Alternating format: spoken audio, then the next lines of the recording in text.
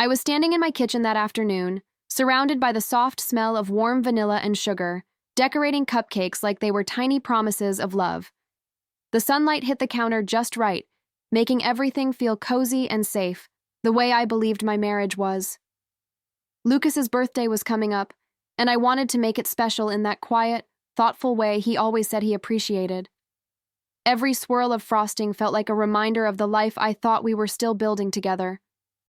I hummed along to the radio, letting myself get lost in the simple joy of doing something for someone I loved. In that moment, I honestly believed kindness was enough to hold everything in place. While setting a tray aside, the idea came to me so naturally that I smiled before I even finished thinking it. I should invite Mike, Lucas's best friend, the person who could always pull a laugh out of him no matter how stressful his week had been. The thought warmed me, like adding the perfect final touch to a surprise he'd never expect. I walked over to the counter where Lucas's phone was charging, still dusted with a bit of powdered sugar from earlier. There was nothing unusual about me grabbing it. We'd always shared everything. At least, that's what I believed back then. I scrolled through his contacts until I found Mike, copied the number, and dialed it without a second thought. But everything shifted the moment a woman answered the phone. Her voice was unfamiliar, soft, almost cautious, and it made my stomach tighten before I even knew why. I hesitated, my happy energy flickering like a candle meeting a sudden gust of wind. "Hi, is this Mike?" I asked, already confused by the silence on her end. When she said no, when she asked who Mike even was, I felt something inside me tilt out of place. I apologized quickly, assuming I'd copied the wrong number, trying to keep my tone steady. Then she asked who I was, and I told her. Bianca, Lucas's wife. Her pause was so long it felt like the world held its breath with me. And the moment she spoke again, nothing in my life felt familiar anymore. The silence on the line felt heavy, like it was pressing against my chest, waiting to crush something I wasn't prepared to lose. When the woman finally spoke again, her voice was fragile, trembling in a way that made my skin prickle. "Oh God, he told me he wasn't married." For a second, I couldn't even process the words. It was as if someone had suddenly switched all the lights off in my mind, leaving me standing in the dark. I gripped the counter with my free hand, the cupcake in my other slipping just slightly as if it knew it didn't belong in this moment anymore. My throat tightened, but I forced myself to breathe, to stay calm, to understand. "What do you mean?" I asked, trying to sound steady even though my heart was stumbling with every beat. Her breath hitched before she answered, and that tiny sound alone told me everything was about to change. "I've been seeing Lucas for over a year," she said, and the cupcake fell from my fingers and hit the floor with a dull, final thud. It felt like my body stopped with it. A year. I repeated the number in my mind, trying to match it with memories of family dinners, weekend mornings, quiet evenings on the couch. He had kissed me, laughed with me, slept beside me, while living another life I never even sensed. My vision blurred for a moment, not with tears but with disbelief so sharp it stole my breath. I wanted to ask her more, to demand details, to scream. But all that came out was a weak, "How? Why?" She tried to explain, her words stumbling over themselves. "He said he was divorced, that he was lonely, that he wanted something real." Every sentence felt like a new blow, each one knocking down another piece of the world I thought I knew. I leaned against the counter, feeling the cool edge beneath my palm, as if it could steady me when nothing else could. Somewhere in the chaos of my thoughts, pieces of past conversations with Lucas began snapping into place in ways I didn't want them to. The late nights, the sudden trips. The excuses that sounded just a little too practiced. My voice, when it finally came back, was barely a whisper. "I was here," I said, mostly to myself. "I was here baking for him." And in that moment, standing in my own kitchen, I realized I wasn't just losing a surprise party. I was losing the version of my life that had kept me safe. I stayed frozen for a moment, listening to the faint sound of Anna breathing on the other end, both of us suspended in the wreckage of the truth. My mind raced through a year's worth of moments, trying to reconcile the man I shared a home with and the stranger she was describing. It felt like my heart was trying to pull in two directions at once, one desperate to deny everything, the other knowing deep down that the puzzle pieces fit in a way I never dared imagine. I straightened slowly, wiping my hands on my apron even though they weren't dirty anymore. "Thank you for telling me," I managed, my voice shockingly calm for someone whose life had just been split open. "You didn't betray me. He did." Saying it out loud felt like stepping into cold water, painful but awakening. Anna's voice cracked when she spoke again. "I'm so sorry. I had no idea." I believed her. There was no anger in her tone, just the kind of heartbreak that came from realizing you were manipulated by someone you trusted. And strangely, hearing the pain in her voice made mine settle. I wasn't alone in this. We were two women standing on opposite sides of the same lie, both blindsided, both hurting, both deserving answers we weren't given. I took a breath, steadying myself as I looked at the mess on the floor, the fallen cupcake, the frosting smeared across the tile, and felt something inside me slowly shift. The Bianca who decorated cupcakes for a man she adored was still here, but she wasn't naive anymore. She was waking up. Before I even realized it, my tone changed, still calm, but different now, sharper at the edges. "We need to talk," I told her. "In person." There was a brief pause, then she agreed, her voice still shaking. As we settled on a place and time, I glanced around the kitchen one last time, noticing how the light no longer felt warm. It felt harsh now, exposing everything I didn't want to see. When I hung up the phone, I stood there in the quiet, breathing through the ache and letting the truth settle like a storm cloud forming overhead. I didn't know exactly what I would hear from Anna when we met, but I knew one thing for sure. Whatever story Lucas had been spinning was about to unravel, and I was ready to pull the threads myself. I arrived at the cafe before Anna, choosing a small table by the window where the late afternoon light spilled in like a spotlight on everything I was about to confront. My hands wrapped around a warm cup of tea, more for something to hold than for comfort. I felt a tightness beneath my ribs, the kind that comes when your mind keeps replaying a truth it wishes it never heard. People around me chatted softly, laughed, stirred sugar into their drinks, living lives untouched by betrayal. And there I was, trying to steady myself for a conversation that could break me further, or finally make sense of the lies I'd been swallowing for months. When the door opened and Anna stepped inside, I felt my breath catch, not from anger, but from the weight of what we shared without ever choosing it. She spotted me quickly, her steps hesitant, as if she wasn't sure she even deserved to walk toward me. Up close, she looked younger than I expected, eyes rimmed red, lips trembling with the kind of guilt that didn't belong to her. She held her phone in both hands like it was the last thread connecting her to the illusion Lucas had sold her. I gestured for her to sit, keeping my expression composed, even though my heart felt like it was made of cracked glass. "Start from the beginning," I said, and even I was surprised by how steady my voice sounded. It wasn't cold, it was controlled. Like someone who had already cried everything she was ever going to cry. Anna took a shaky breath before speaking. "I met Lucas at a bar last year," she began, staring down at her hands. "He said he was divorced and lonely, that he wanted someone stable and honest." Her voice wavered with each word, but I didn't interrupt. I wanted to hear it all, the parts he hid, the things he never dared to confess to me. As she talked, something strange happened inside me. The devastation I'd carried from the kitchen started hardening into something else. Resolve, clarity, a new kind of strength that came from finally seeing the truth without the pretty pictures he'd painted.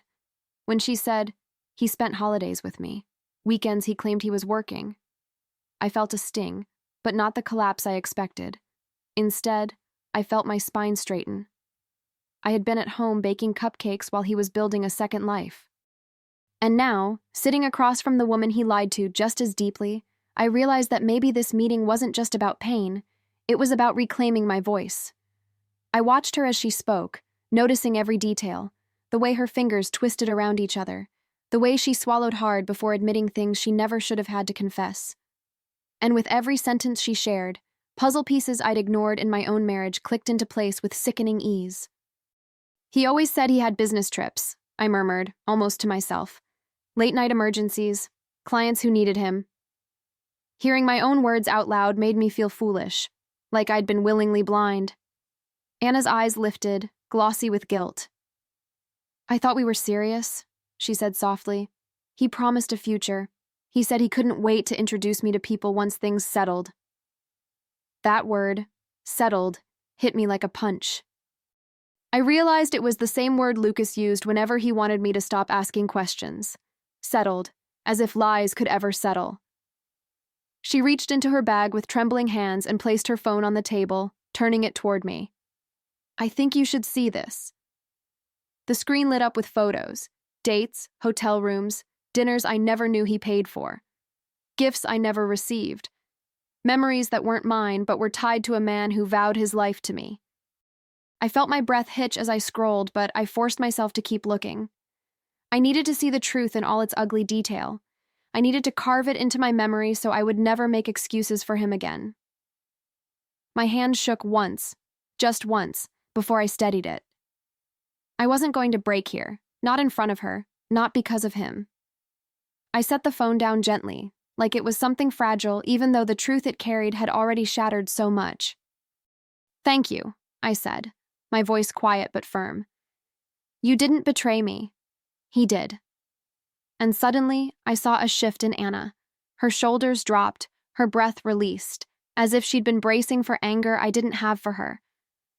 "What are you going to do?" she whispered, and there was a hint of fear in her tone. Not fear of me, but fear of what would come next. I leaned back, feeling something sharp and new forming inside me. Not rage, not sadness, precision, purpose. "I'm going to give him the surprise he deserves," I said, and the words tasted steady, strong, almost calm, because now that I had the truth, I wasn't afraid anymore. Anna hesitated after my words, as if she wasn't sure whether to believe the calmness she heard in my voice. I couldn't blame her. Even I was surprised by how steady I felt. But beneath that stillness, there was a quiet fire spreading, slow, intentional, controlled. She wiped a tear with the back of her hand before whispering, "I never wanted to hurt anyone. I really thought he was mine." For the first time, I truly saw her, not as the woman on the other end of a phone call, not as a threat, but as someone who had been fed the same lies I had. Someone who built dreams on ground that was already cracking. Her heartbreak mirrored mine, just from another angle. And that strange, unexpected sense of solidarity made the room feel less heavy, like we were dividing the weight between us. I reached out and gently pushed her phone back toward her. "You were in the dark just like me," I said. "The person who owes us answers is the same man." She nodded slowly, her eyes softening with reluctant relief. "I don't even know who he really is," she admitted. I let out a small, humorless laugh, not because anything was funny, but because I understood that feeling all too well. "Neither do I said. And in that moment, our shared confusion turned into something sharper. Shared clarity. Lucas had spun two different stories, tailored to two different women, hoping neither of us would look closely enough to see the frayed edges. Now the seams were coming undone right in front of him. He just didn't know it yet. I gathered my things, feeling the air shift around me, like the moment right before a storm breaks. "We're not done," I told her, meeting her eyes with a steady resolve. "There's more I need to know. More he needs to answer for." She looked frightened, but she also looked determined, a spark of courage replacing the guilt she carried. "Tell me what you need," she said quietly. I stood up, pushing my chair back with a slow exhale. "Come Saturday," I replied. "You deserve the truth just as much as I do." As I walked out of the cafe, the late afternoon breeze hit my face, cool and bracing, like the world was preparing me for what came next. And deep down, I already knew. This wasn't just about hearing the truth anymore. It was about making sure he finally faced it. By the time I got home that evening, the kitchen still smelled faintly of vanilla, but now the sweetness felt out of place, like it belonged to someone else's life, someone still blissfully unaware. I stood in the doorway for a moment, staring at the counter where the cupcakes once sat, and felt something shift inside me. I wasn't here to plan a birthday party anymore. I was here to plan the truth. And strangely, that realization didn't break me. It steadied me. I tied my hair back, rolled up my sleeves, and sat at the table with my laptop, a notepad, and the determination of someone who refused to be lied to 1 minute longer. If Lucas had built a double life, I was going to expose every brick he used to build it. The first step was simple: gather evidence. Not because I wanted drama, but because I wanted clarity. Facts that couldn't be twisted, denied, or sweet-talked away. Anna sent me screenshots of their conversations, messages full of promises, excuses, and lies dressed as affection. Photos followed, hotels I'd never seen, dinners I never shared, gifts he never gave me. Each one stung like a blade sliding between the ribs, but I forced myself to look at them all, letting the pain carve out space for something stronger. Then I logged into our shared bank account. The charges were right there: hotel nights on weekends he'd claimed he was exhausted from work, dinners in neighborhoods he said he rarely visited, trips that apparently weren't business trips at all. Every click of my mouse tightened the knot in my chest but sharpened my resolve. Next, I opened his phone logs: calls at midnight, calls at dawn, calls he took outside claiming he needed quiet to focus. He wasn't juggling responsibilities, he was juggling lives. And as I sat there, lit only by the glow of my computer, I felt a strange kind of calm settle over me. If he wanted to live 2 stories at once, then he could face both of them together. I needed someone besides Anna who knew him well, someone he couldn't manipulate. So I picked up my phone and dialed the real Mike, not the ghost of a contact Lucas used to hide his lies. "Hey, Bianca, what's up?" he answered cheerfully, unaware of the truth about to crack open between us. "I need you at our house Saturday night," I said, my voice firm and cold. When he asked, "For Lucas's birthday?" I exhaled slowly. For Lucas's truth. Mike fell silent on the other end of the line, the kind of silence that comes when someone senses a storm but doesn't yet know its size. "Damn. What did he do?" he finally asked, his voice lower, cautious. I closed my eyes for a moment, steadying myself before answering.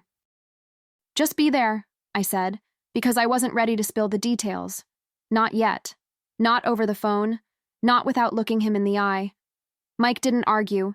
He just exhaled sharply, the way someone does when they already suspect the truth. "Okay," he said. "I'll be there." And with that, another piece of Saturday night clicked into place. One person who cared about Lucas. One person he couldn't charm or manipulate once the evidence hit the table. After hanging up, I stared at my phone for a long second, feeling the weight of what I needed to do next settle on my shoulders. Inviting Anna wasn't just a choice, it was necessary. She deserved closure just as much as I did, and if I was going to confront Lucas properly, the truth had to arrive from every direction he tried to hide it from. I tapped her name, my thumb hovering over the call button for a heartbeat before pressing it. She answered quickly, breath uneven, like she'd been waiting for my call. "Bianca?" she asked, her voice small. "Come Saturday," I told her. "You deserve answers too." She hesitated, fear and uncertainty bleeding through the line. "Are you sure?" The question wasn't about the meeting. It was about whether she had the right to stand in front of the man who deceived us both. "Trust me," I said. "It's time." When I hung up, the house felt unnervingly quiet, as if the walls themselves were listening. I walked through each room slowly, taking in the life I had built with a man who hadn't respected it. The framed photos, the throw blankets I picked out, the notes he left on the fridge, none of it looked the same anymore. But instead of crumbling, I felt something harden inside me, like steel being forged. Saturday wasn't just going to be a confrontation, it was going to be liberation. I wasn't preparing a party, I was preparing justice. And every step I took, every message printed, every detail gathered, felt like reclaiming a piece of myself he never deserved to break in the first place. By Friday night, the dining table was covered with everything I needed: printed messages, screenshots, bank statements, call logs, photos Anna had sent me. Each piece of paper felt like a tiny explosion, fragments of a truth I could no longer ignore. I arranged them carefully, not out of spite, but out of clarity. I wanted Saturday to be undeniable. No shouting matches, no opportunities for him to twist the story. Just facts, laid out like a map of the life he'd chosen behind my back. As I looked at the evidence spread across the table, I felt surprisingly steady. There was no trembling in my hands anymore, no crack in my voice, just purpose. Pure, unwavering purpose.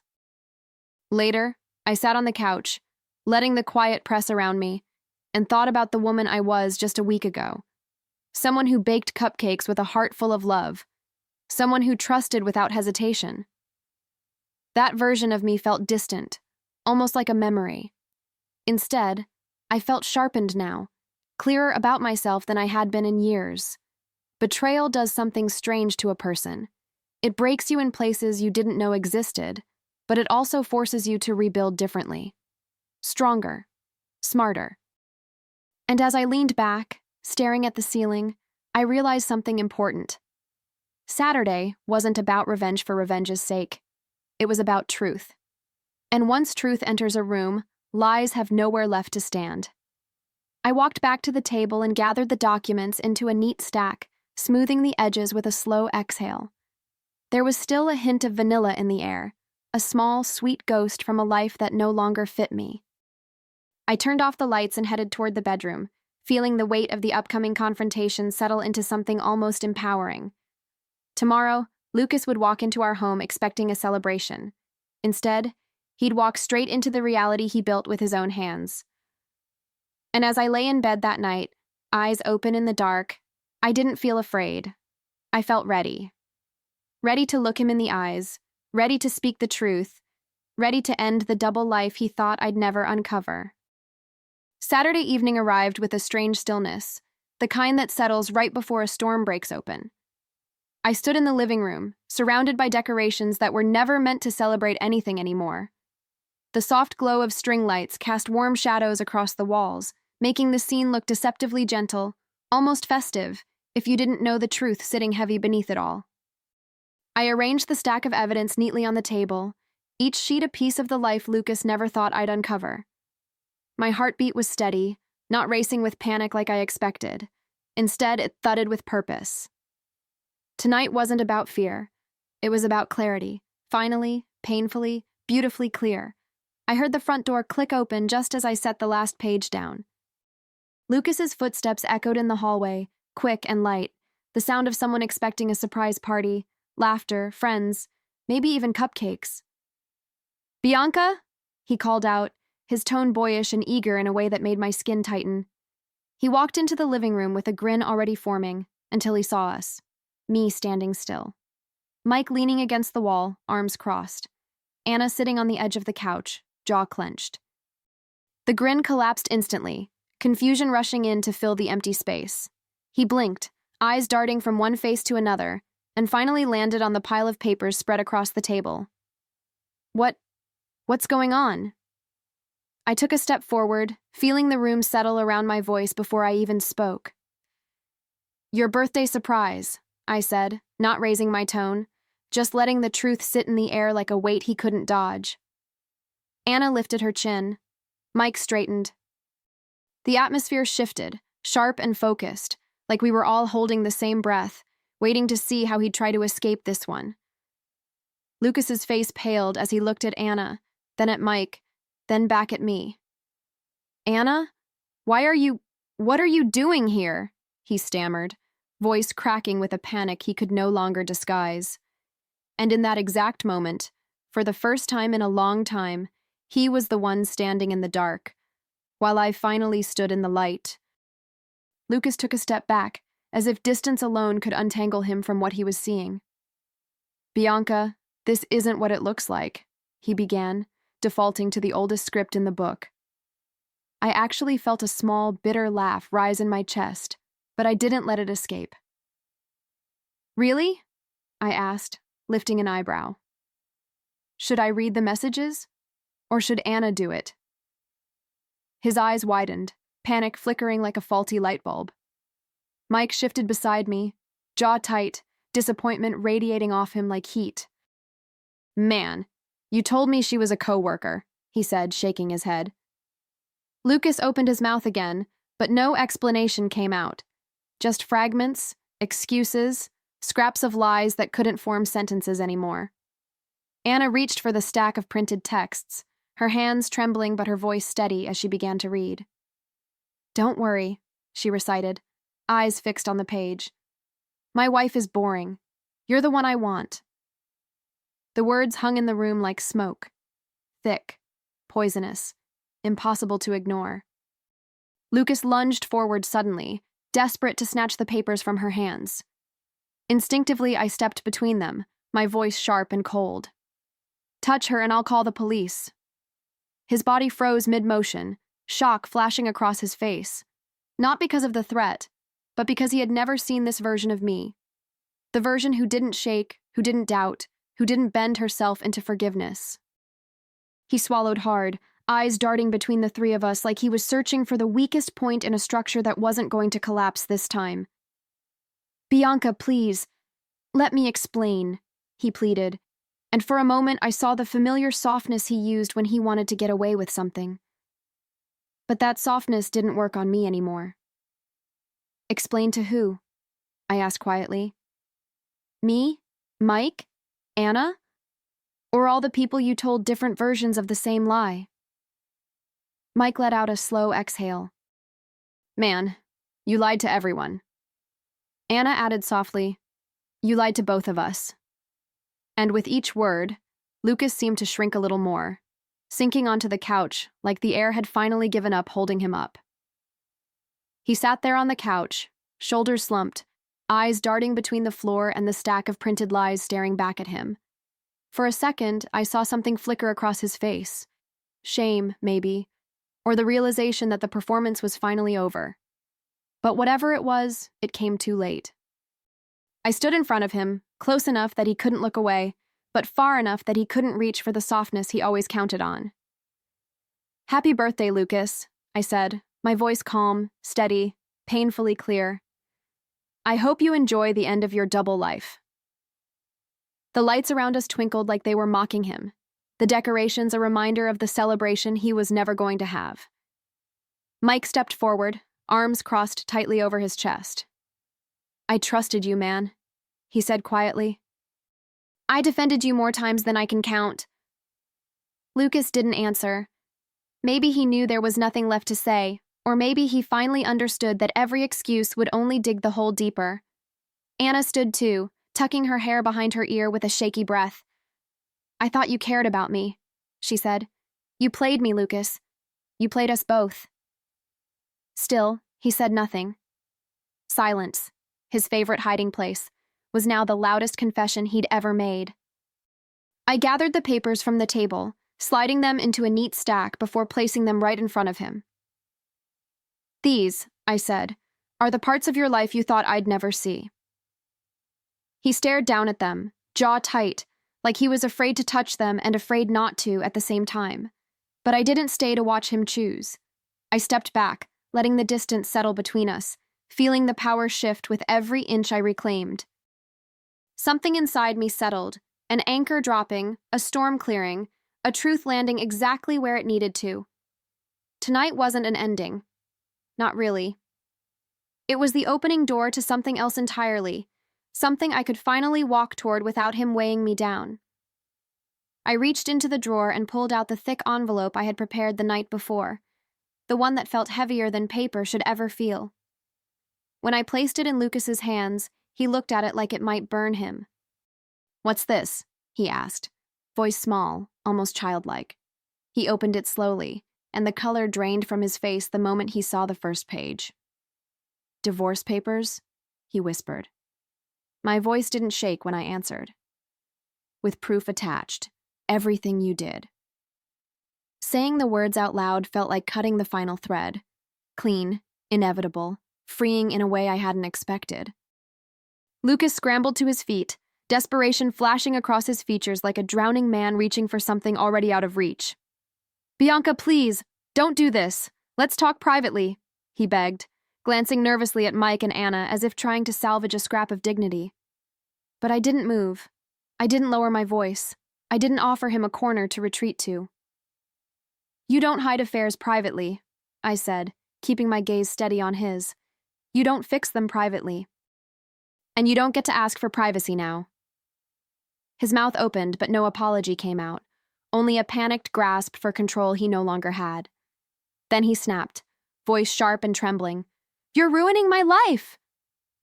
The words echoed in the room, harsh and pathetic all at once. I felt the anger rise, but not the kind that burns you, the kind that clarifies you. No, I replied softly, almost gently. You ruined ours. Anna looked at me then, eyes filled with sympathy and understanding. Two women standing in the ruins of the same lie. Mike shook his head in disbelief, stepping closer like a quiet shield at my side. I turned back to Lucas, feeling the moment settle like a final verdict. It's over, I said. You don't get another chance to lie your way out. And for the first time, he realized I meant every word. Lucas looked at me like he was waiting for a crack, some tiny flicker of softness he could slip back into, the familiar way he always did when he needed forgiveness. But there wasn't one, not anymore. I walked to the front door, each step steady, controlled, almost ceremonial. When I opened it, the night air swept in, cool, quiet, indifferent to the chaos unfolding inside. Get out, Lucas, I said, holding the door wide. He stared at me, stunned, as if the idea of consequences had never once occurred to him. His eyes darted from me to the envelope still trembling in his hand. Bianca, please, he murmured, but the plea landed flat, empty. He tried to look at Mike, as if friendship might save him. But Mike just shook his head, disappointment carved deep into his expression. Man, you did this to yourself, he said. Lucas turned to Anna next, maybe hoping for sympathy, but she stepped back. Don't look at me like that, she said quietly. I believed every lie you told me. I won't believe one more. And just like that, every anchor he'd relied on, every person he thought would bend for him, stood firm. He wasn't losing just a marriage. He was losing every version of the life he'd fabricated. He stepped outside finally, shoulders hunched as if the night itself pressed down on him. For a brief moment, he lingered on the doorstep, eyes glassy, chest rising and falling in uneven breaths. I met his gaze one last time, not with hatred, not with regret, but with a clarity so sharp it cut through whatever illusion of control he still thought he had. This is the part you don't get to rewrite, I said softly. And then I closed the door. A slow, deliberate motion that felt less like shutting him out and more like shutting myself back in. The lock clicked, final and quiet. Behind it, for the first time in a long time, I felt something that resembled peace begin to take shape. The moment the door clicked shut, the whole house exhaled with me, as if it too had been holding its breath through months of secrets and lies. I leaned against the wood for a second, letting the silence settle around me, not heavy anymore, but strangely light. When I turned back, Anna was wiping her cheeks gently, her expression soft with relief rather than shame. I walked toward her, feeling that strange bond between us strengthen, born of truth, not betrayal. You're free from him too, I told her, and for the first time since we met, she actually smiled. Thank you, and I'm so sorry, she whispered. I shook my head. You didn't lie to anyone. He did. Anna gathered her things with a steadier breath, and Mike walked her to the door, offering the kind of quiet support only someone with a good heart could give. When he came back, he looked at me with worry and admiration all tangled together. You okay? He asked. And surprisingly, I realized I was. Not untouched, not unbroken, but standing.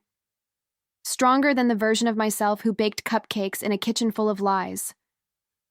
I will be, I said. And I meant it.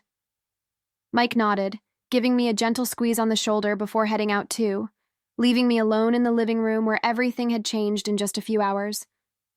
I walked toward the table where the evidence still lay, picking up each piece slowly, not with pain, but with closure. Every photo, every message, every receipt had served its purpose. They weren't wounds anymore. They were answers. And as I gathered them into a single neat pile, a sense of quiet power settled over me. This wasn't the ending of my life. It was the ending of a chapter I should have closed long ago. I turned off the lights and stood there for a moment in the soft darkness, listening to the faint hum of the refrigerator, the ticking of the clock, the rhythm of my own breathing, steady and free.